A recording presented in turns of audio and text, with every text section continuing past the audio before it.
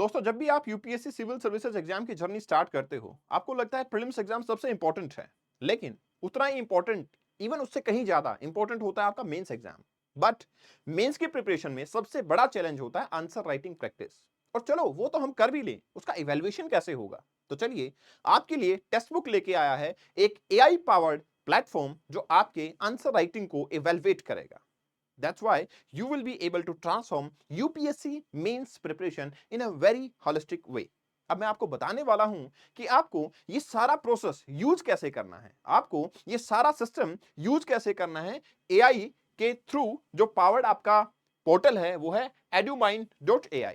आप यहां पे जाएंगे, आपको लिंक मिलेगा इस वीडियो के डिस्क्रिप्शन में, वहां आप क्लिक करके इस पोर्टल पे पहुंचेंगे। जब आप यहां पहुंचते हैं तो आपको अपने आंसर राइटिंग की जर्नी का एक पहला स्टेप आप कवर कर चुके होते हैं। देखिए, सबसे इंपॉर्टेंट पता है क्या होता है? 15,000 बच्चे जब प्रीलिम्स एग्जाम क्वालिफाई कर जाते हैं ना, उसके बाद कितना अच्छे से वो अपने आंसर को एक्सप्रेस कर सकते हैं, यही सबसे वैल्यूएबल चीज होती है। दैट्स व्हाई उन 15,000 में से 2,500 से 3,000 लोग ऐसे होंगे जो अपनी चीजों को अच्छे से एक्सप्रेस कर पाएंगे। ऑल्दो नॉलेज तो दूसरे लोगों के पास भी थी, but they were unable to explain it, unable to brief it. That's why वो उस लिस्ट में शामिल नहीं हो पाते। और अगर आप उस लिस्ट में शामिल होना चाहते हो तो आपको रेगुलर आंसर राइटिंग और उसकी फीडबैक का होना बहुत जरूरी है। अब आप कैसे पा सकते हैं, देखते हैं। देखिए, यहां पे आप edumind.ai पे जाएंगे तो आपको लॉगिन के लिए पूछेगा। ये जैसे ही आप लॉगिन पे क्लिक करेंगे तो आपको अपना मोबाइल नंबर इसमें एंटर करना है। जैसे ही आप अपना मोबाइल नंबर एंटर करके लॉगिन नाउ पे क्लिक करेंगे तो आपके पास एक ओटीपी आएगा, वन टाइम पासवर्ड। आप उस वन टाइम पासवर्ड को एंटर करने के बाद यहां पे आ जाएंगे और यहां पे आपकी डिटेल आएंगी। फॉर एग्जांपल, मैंने लॉगिन किया तो my name is Kapil Bhardwaj, मैं अपने पोर्टल के अंदर लॉगिन हो चुका हूं। अब मुझे देखना है कि मैं अपनी आंसर राइटिंग प्रैक्टिस को कैसे स्टार्ट करने वाला हूं। तो let us try it, let us try now for free. अब मैं इसको ट्राई करने वाला हूं। जब मैं इसके ट्राई करने की बात करता हूं तो मुझे पहले ये डिसाइड करना पड़ेगा कि मैं कौन से पेपर की आंसर राइटिंग करने वाला हूं। GS1 के बारे में, GS2, GS3, GS4 जो भी आंसर राइटिंग मैं करना चाहता हूं, मुझे यहां पे चूज करना पड़ेगा। फॉर एग्जाम्पल, अगर मैं GS पेपर 1 की आंसर राइटिंग करना चाह रहा हूं तो मैं GS1 सेलेक्ट करता हूं। Now here I will choose कि मेरा जो आंसर होगा उसका टोटल मार्क्स कितने हैं। मान लो मैं आंसर लिखने वाला हूं, वो 15 मार्कर आंसर है, 15 नंबर का कोई क्वेश्चन है, उसका आंसर मैं लिखने वाला हूं। तो मैंने लिखा मैक्सिमम मार्क्स 15 है। अब यहां पे आपसे पूछा जाएगा कि आपका क्वेश्चन क्या है, जो आप लिखने वाले हो वो क्वेश्चन क्या है। तो ऑब्वियसली आप उसको कॉपी कर लेंगे और यहां पे आप पेस्ट कर देंगे कि ये मेरा क्वेश्चन है जो मैं लिखना चाहता हूं।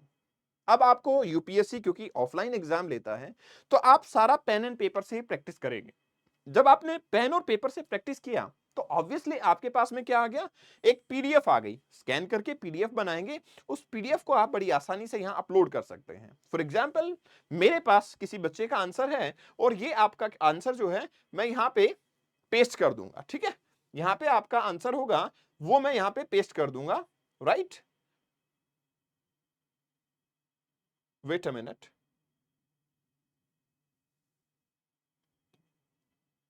या तो I will open this over here. ठीक है, मैंने ये क्वेश्चन यहां पे पेस्ट कर दिया।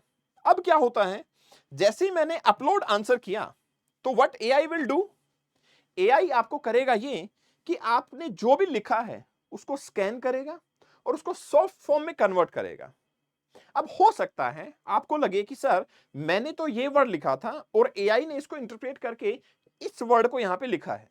तो आपके पास में अपॉर्चुनिटी ये भी होगी कि आप अपने लिखे हुए आंसर को सबमिट करने से पहले कुछ मॉडिफिकेशन भी कर सकते हो। दैट्स अ गुड थिंग, क्योंकि इन केस अगर आपकी स्कैनिंग में कोई इशू आ गया है तो स्टिल आपके पास में अपॉर्चुनिटी है, आप उसको मॉडिफाई कर लोगे। तो ये क्या कर रहे हैं, अभी देखो स्कैनिंग चल रही है। आपका जो आंसर आपने पीडीएफ फॉर्मेट में अपलोड किया था वो आपका एक रिटन फॉर्म में यहां लिखा हुआ आ गया है कि आपने यहां पे ये क्वेश्चन लिखा है, ये आपके सिग्निफिकेंस है, ये आपके इंपैक्ट ऑफ ग्लोबलाइजेशन लिखे हैं आपने, और ये आपने कुछ एग्जांपल्स लिखे हैं। ये पूरा आंसर आपका यहां पे लिखा हुआ आ गया है कि ये तरीका है जिससे आपने आंसर को अपने लिखा है। चलिए ठीक है, अब आपने ये पूरा आंसर देखा, आपने इवेलुएट किया कि हाँ मैंने यही लिखा है, यू आर सेटिस्फाइड कि सही स्कैनिंग हुई है और मैंने यही लिखा है, तो आपने यहां पे क्लिक करना है इवेलुएट नाउ।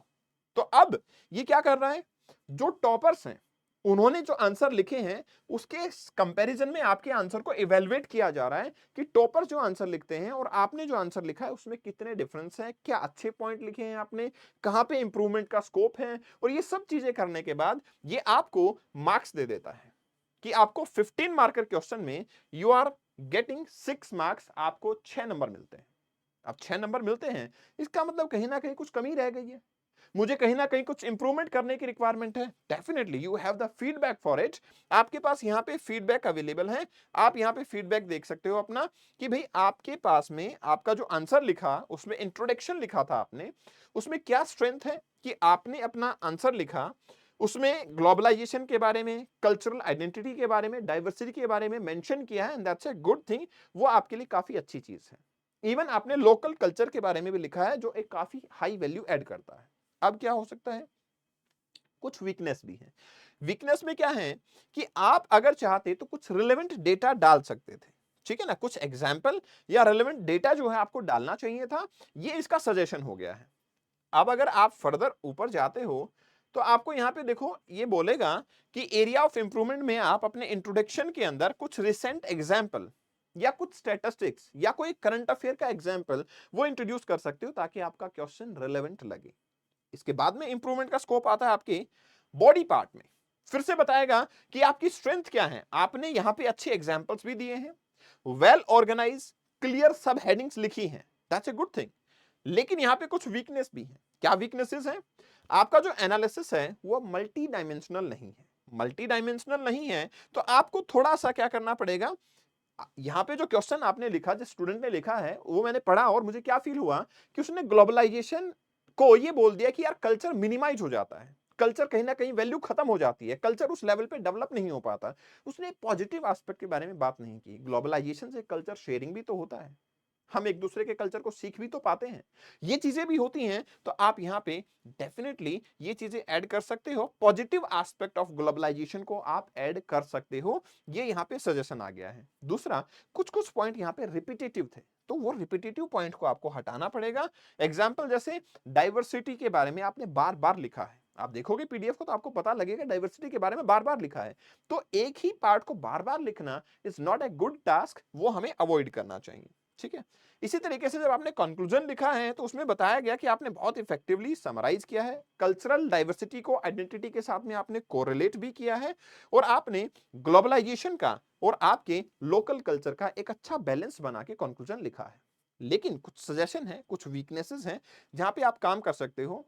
समवॉट आपका जो फॉरवर्ड लुकिंग पर्सपेक्टिव है कि ग्लोबलाइजेशन आगे बढ़ेगा तो हमारे इस तरीके से कल्चर में इवोल्यूशन हो सकते हैं। जैसे कि पहले हम सिर्फ इंडस वैली सिविलाइजेशन के बारे में अवेयर थे, धीरे धीरे बहुत सारी सिविलाइजेशन आई, मेसोपोटामिया के अंदर कोई सिविलाइजेशन डेवलप हो रही है, आपके डिफरेंट एरियाज के अंदर अलग अलग कल्चर जो है वो एक्सचेंज हो रहे थे, इंडो आर्यन थ्योरी आ गई थी, द्रविडियन थ्योरी हमारे पास देखने को मिली थी।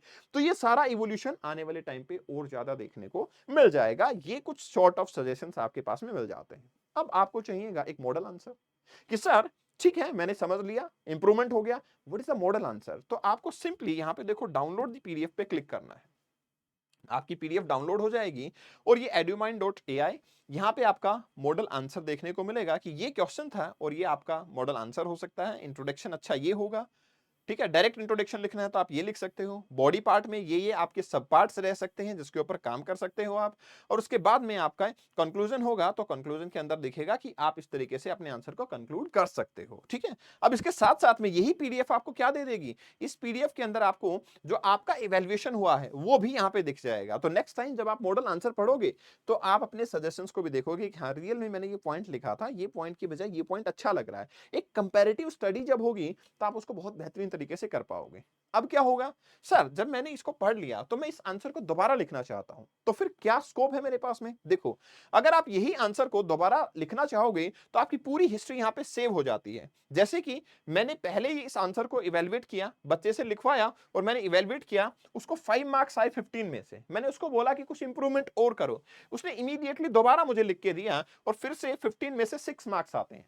तो मतलब आपकी हिस्ट्री यहां पे सेव है कि आपने क्या सीखा, कितना इंप्रूवमेंट किया, और फिर वो हिस्ट्री को आप दोबारा से रेफर कर सकते हो।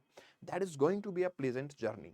क्योंकि देखो आप मेंस एग्जाम और इंटरव्यू में कितना बेहतरीन परफॉर्म करते हो, इसी के ऊपर आपकी रैंक डिसाइड होती है। और अगर रैंक अच्छी आती है तो ही आपके सिविल सर्वेंट बनने का और अपने हिसाब से काम करने का जज्बा जो है वो डेफिनेटली सच हो पाएगा, आपका प्रैक्टिकल हो पाएगा। दैट्स व्हाई आंसर राइटिंग काफी इंपॉर्टेंट है। यूज दिस पोर्टल एक्सटेंसिवली, आपकी आंसर राइटिंग काफी बेहतरीन होने वाली है and definitely you will be the next topper. Thank you very much, best wishes. ये जो लिंक है आपके पोर्टल का वो वीडियो के डिस्क्रिप्शन में है, आप क्लिक करके अपने वेब पे जा सकते हैं, लॉगिन करना है सिंपली अपने नंबर से और आपको वो आंसर मिल जाएगा। Thank you very much, best wishes.